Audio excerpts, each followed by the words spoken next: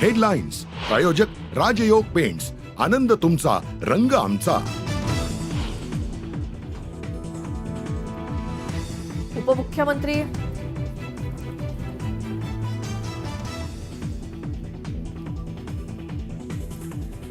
संतोष देशमुख हत्या प्रकरणाला 2 महिने पूर्ण. मुख्य आरोपी कृष्णा आंधळे अजूनही फरार. तर न्याय कधी मिळणार, देशमुख कुटुंबियांचा सवाल.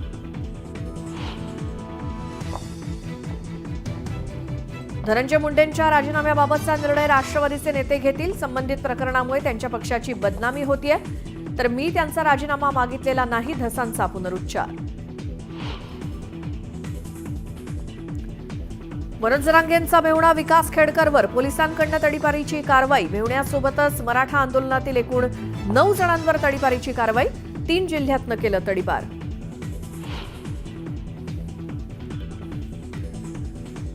दिल्लीत महाराष्ट्र पॅटर्न. आता लढायचं की एकत्र यायचं हे नेत्यांनी ठरवावं. संजय राऊतांचा इंडिया आघाडीतल्या विरोधकांना सल्ला.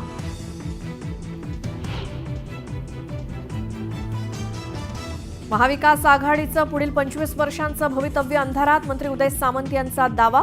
राऊतांवरही साधला निशाणा.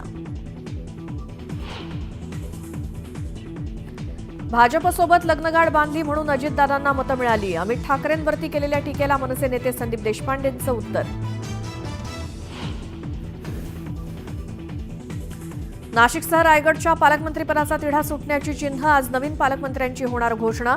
शिवसेना आमदार महेंद्र दळवी यांचे संकेत.